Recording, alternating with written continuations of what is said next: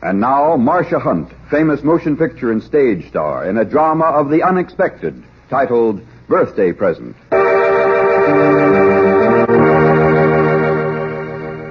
I'm sick of it. Sick of it all.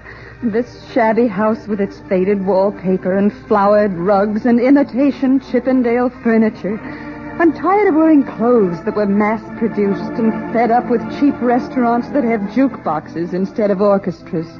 I'm sick of everything second-rate, of this life, even of John, and most of all of myself. Because I've let them do it to me. It's my own fault. I let them. Ever since I was a little girl, I let them put me off with substitutes. Always I had to take second best. Ever since I was a little girl. But, Mother, I want a new dress. One that's really my own. Not something Sis had and you cut down to fit me. Just once, Mother. I wore my sister's dress. I wore all her dresses. And then finally, just before I was leaving to enroll at college, my father bought me an outfit of my own. A whole outfit. $34.98 in the bargain basement. For a whole day, I thought I was free from substitutes. But that evening, my father said... Anne, I want to talk to you for a moment. Yes, Dad? I know you've got your heart set on going to the university. Oh, I have. You know I have. Well, Anne, you see, things haven't been going too well this year. And, well, you'll have to go to school somewhere else. Oh. You understand, don't you, Anne? Sure. I understand. I'm sorry it can't be the university, but teacher's normal is the next best thing. Yes, I know it is.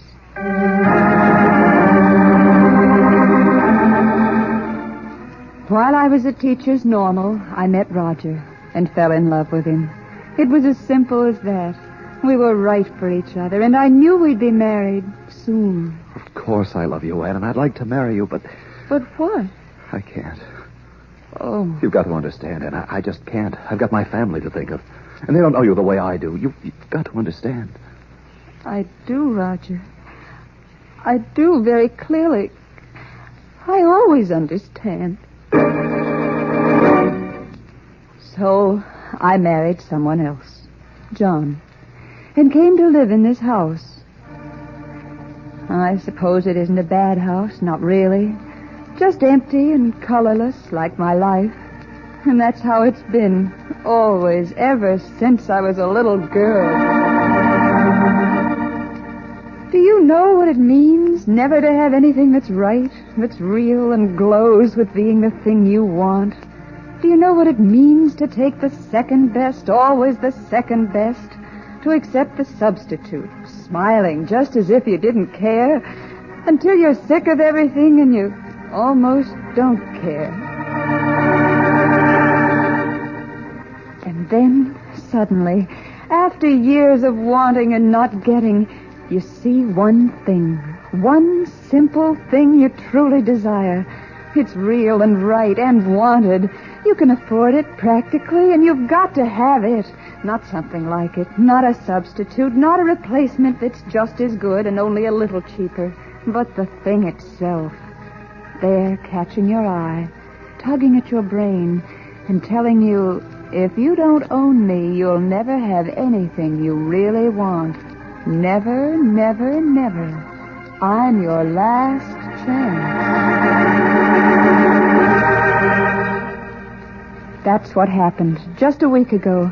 I was walking down Franklin Street. I glanced in the window of Mr. Evans' jewelry store, and I saw it.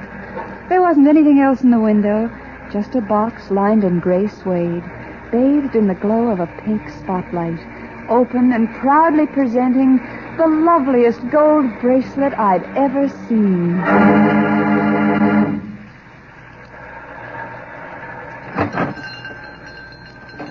Good morning, Mrs. March. Is there something I can show you? Yes, Mr. Evans. That square-linked gold bracelet in the window, I suppose it must be terribly expensive. Oh, a lovely piece. Quite an unusual design. May I show it to you? If you please. Yes, certainly. Here you are. Oh, it's lovely. How How much is it, Mr. Evans? $160 with the tax. Well, that's not too expensive for a gold bracelet, is it? Very reasonable. And if you're interested, we also have the same design in No. No, thank you. I wouldn't be interested in anything but the gold. Of course. Here, Mr. Evans, you can put it back in the box. Thank you very much for showing it to me. I'll speak to my husband. I have a birthday next week. Well, yes, I understand, Mrs. March. I hope you and your husband will be in again this week. I hope so, too. I think it can be arranged, Mr. Evans. I think it can be arranged.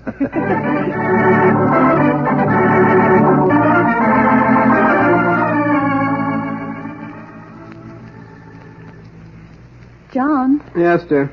I saw the most beautiful bracelet today in Evan's window. It was just the sort of thing I've always wanted. Oh? I suppose it's too expensive. Nice things usually are, but it was so perfect, so exquisite.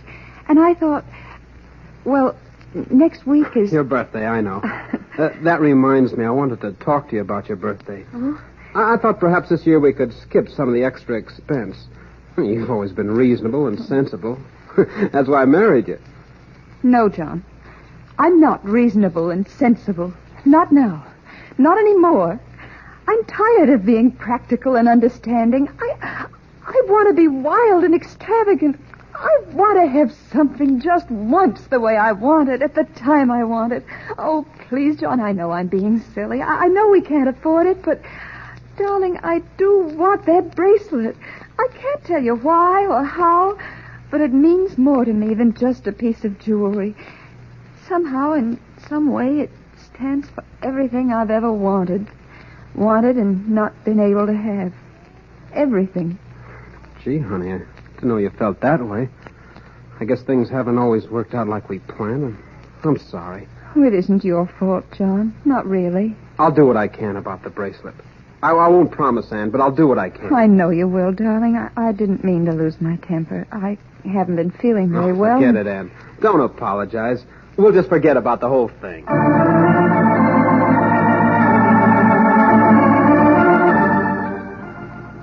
So John forgot about my outburst. But I couldn't forget the gold bracelet. All week long I kept telling myself over and over he had bought it, and I was going to wear the gold bracelet on my birthday.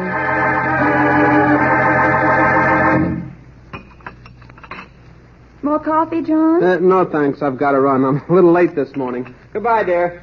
Oh, goodbye. Is anything wrong? No, nothing. Nothing at all. Goodbye. I know. You think I've forgotten, don't you? Well, I haven't. Happy birthday, darling. Here's something for you.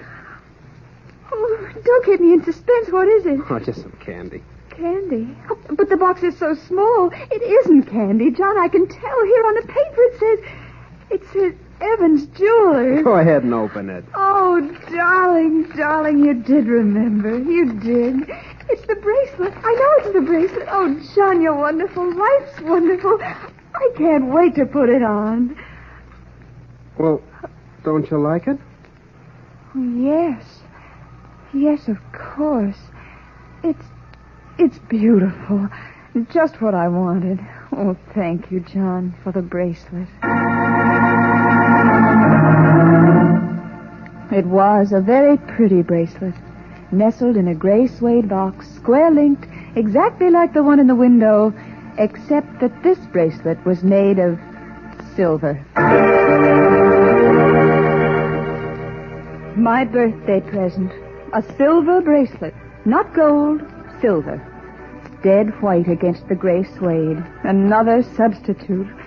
Now I know I'll never have anything the way I want it. I'll always have to take second best. Always. No, I won't do it. Not this time. I'll go downtown. I've got some money saved, not much, but my credit's good. Mr. Evans will understand. He'll let me pay off the difference. The gold bracelet can't be much more expensive, and it's the best. I'm going to have it just this once. I'm going to have the best.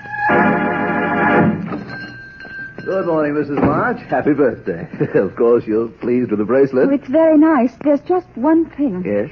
I would have preferred the gold. That is, if you haven't sold it. No, we still have it in stock.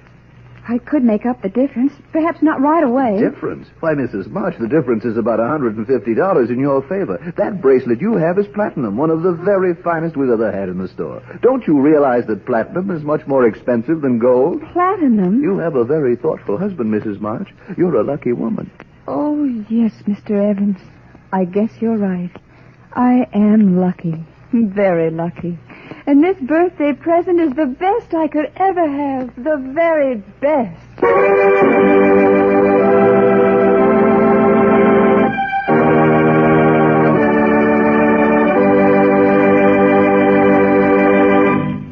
Birthday Present, starring Marcia Hunt, was transcribed in Hollywood. Listen for another exciting story starring one of your favorite motion picture stars who meets the unexpected.